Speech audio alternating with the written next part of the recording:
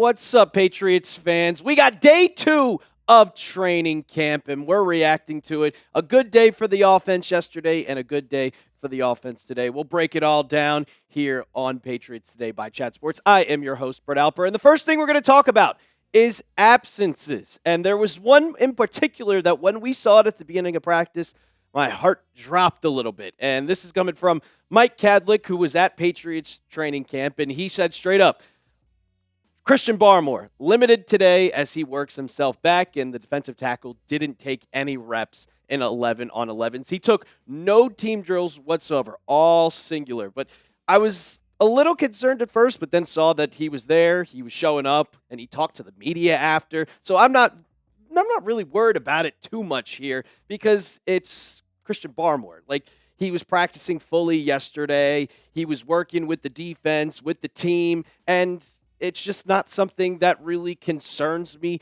too much. Now, if he didn't show up to practice at all, that's where I would have been a little bit worried, kind of just like, okay, what is going on here? Please don't tell me these blood clots came back, because that would have been a huge blow for the Patriots defense. Like, the Patriots are kind of easing him back into it. He missed the whole entire season last year for that serious injury, and it's blood clots. You can't take it lightly, because the second it flares up, you got to be taken off the field. It's not like you can just rehab back from it. You have to just stay put and get ready. And the Patriots know that, and that's why they're kind of just, all right, we're not going to fully push you back in because you didn't play football pretty much the whole entire year. And that's what I thought. I was like, okay, I'll wait for some reporting to come out and see what happens.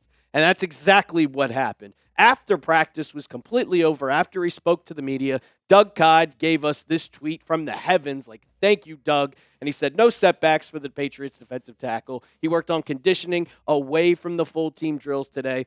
And the Patriots have a plan in place for Barmore and will stick to that plan in his return from last year's blood clot issues. And he talked about it in the media today when he spoke. And Barmore, he's trying to get in shape. He's getting back speed. Like you could see right here from Mark Daniels, who works for Mass Live.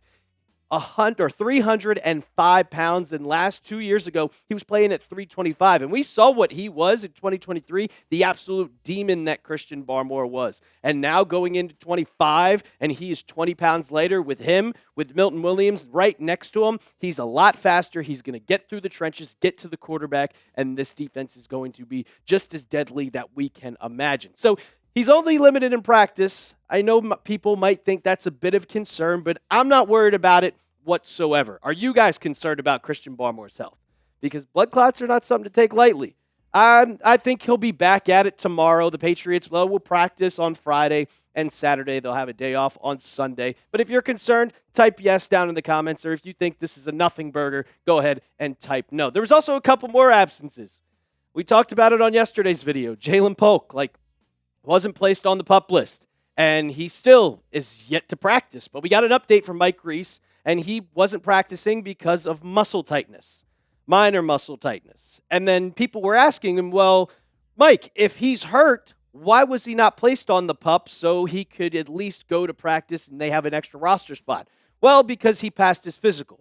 And when you pass your physical, that means you cannot be placed on any type of list, whether it's a PUP list, whether it's the NFI list, you have to show up to practice. But for me, yeah, I don't care if it's muscle tightness or anything. Like the Patriots, they're taking it lightly. They're trying not to get him hurt. But Jalen Polk, you're on the roster bubble right now, bro. You got to be practicing. You got to do your best to make this team, because right now you're on the OLI. You're on the outside looking in. You didn't have the greatest 2024, and you're supposed to show that you're still able to be a part of this team this year, but you're not showing up to well. You're showing up to practice, but you're not practicing with the team, and that's a step back for Polk. Another thing, Carlton Davis was also absent from practice today, which he was full participant yesterday. He was activated off the PUP list, so I'm going to say not really concerned yet, but we have not gotten any reports except that he just wasn't there. We'll find out tomorrow if he's there. If he's practicing, then it's nothing to worry about. If we get to Friday and it's 2 days in a row, and that's kind of when it's going to be a little iffy. We got preseason football in 2 weeks, everybody, and we are going to be live for our first watch party. So make sure you tune in. August 8th, we'll be live at 6:30 Eastern as the game starts at 7. We'll be doing an hour-long pregame show. So make sure you subscribe to the channel so you don't miss out on our first watch party of the year. All right, our second takeaway. And Drake Maye, he had a good day yesterday, but he was absolutely lights out from the field going into day 2. He started off 10 for 10. Doug Kai tweeted it out, 10 for 10, but you see that comment right there. Not a lot of downfield passing. And then Taylor Kyles, who also reports on the Patriots, he tweeted out, he's yet to throw an incompletion over the past 2 days. It would have been a sack yesterday, but downfield attempts, it's been very far in between. There's been even stronger emphasis on quick throws and screens. He finished the day he finished 14 for 15, so a perfect day for Drake Maye. But the one thing, it helps that when you're not throwing the ball downfield. And I'm kind of okay with not throwing the ball downfield because besides Stephon Diggs, and Stephon Diggs isn't really a deep threat. You have Matt Collins, who's still limited in practice, so he's going to be your deep threat. But after that, like, Kayshon Boutte is your guy that's going to be throwing the ball down the field, and that's not really someone who I consider a deep threat. They don't have one. Not to mention, we bring back Josh McDaniels from the Alex Van Pelt offense last year. AVP's gone, McDaniels is in, and we know throughout history that's his type of offense, the quick throws, the dink and dunks. We're going to drop back, 3-step drop. You go through one read. If it's not there, you go to the other read or you figure out something. But that's McDaniels' offense. That's what we've seen in the past. And when I saw this, Drake Maye's just throwing the ball quick. He's getting the ball out fast. It reminded me of flashbacks to back in like 2017, back in 2018. So I went digging just for some proof that this is how McDaniels runs his offense. And you could see, this is from an article from NFL Next Gen Stats. And I went through each of the years when Tom Brady was the quarterback with McDaniels as the OC. You could see in 2018, Brady was getting the ball out in 2.62 seconds. That's quick as hell. And in 2019, he was holding the ball a little bit longer at 2.74. The fastest player in the NFL that year was Andy Dalton at 2.43. So with kind of, you don't know how this offensive line is going to be, and we're going to talk about the offensive line in a little bit. I expect Josh McDaniels to implement those quick passes so the offensive line doesn't have to block, doesn't have to sit there and just let the defense get to Drake Maye. Drake Maye's going to get the ball out quick, just like we saw Tom Brady do in years prior. That's what I think is going to be this offense, and I expect kind of that same time to throw, about 2.5, 2.6 seconds with Drake Maye, and we can already see that going into these first 2 days of training camp of how this offense is going to be. We got a couple more takeaways, but talking about Drake Maye, if you want to get your Drake Maye jerseys today, they are on sale, and they're not going to be on sale for much longer. I think it's just for this week. So go to chatsports.com/Maye jerseys. They are 20% off. You can get it for $103.99. I know, it's a Drake Maye jersey. You want to be repping it at Gillette Stadium. They were out signing autographs, and what better if you had a Drake Maye jersey to get that signed. So get yours today, chatsports.com/Maye jersey. We'll have that in the comments and description of today's video. Speaking of the offensive line, Jared Wilson's stock, the rookie out of Georgia, it just keeps growing and growing and growing. We talked about a little bit with him yesterday how he was working in with the starting left guard. Well, today he was also in with the starting left guards, kind of getting in reps here and there. But today he was repping with the center first team.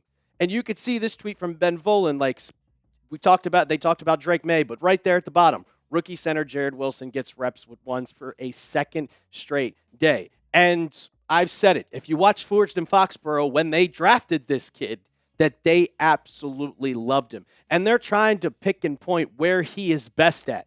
You rotate him with the left guards. You rotate him with the centers. It really looks like they are just trying to find a starting spot on the line for Wilson. Will Campbell was locked in at left tackle. Mike Owenu was locked in at right guard. Morgan Moses will be the starting right tackle. He was kind of on a pitch count, which we'll talk about in a second.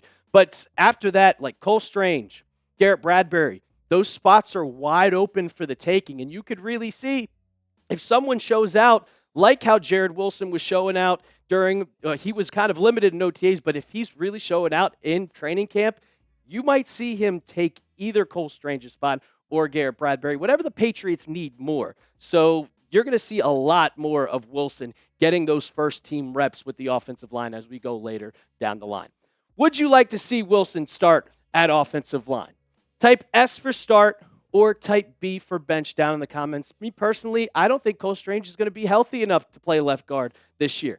He played 2 games last year. He didn't play much before. He's never been healthy except for his rookie year. So I expect Wilson to get a lot of reps at that guard position. And that's pretty much why I think they haven't signed somebody yet. Because if they were not confident, they would go out and get a guy like Brandon Sheriff. And my last takeaway, it's hard to really judge the defense without pads on because they're still only in helmets and they're only in shorts.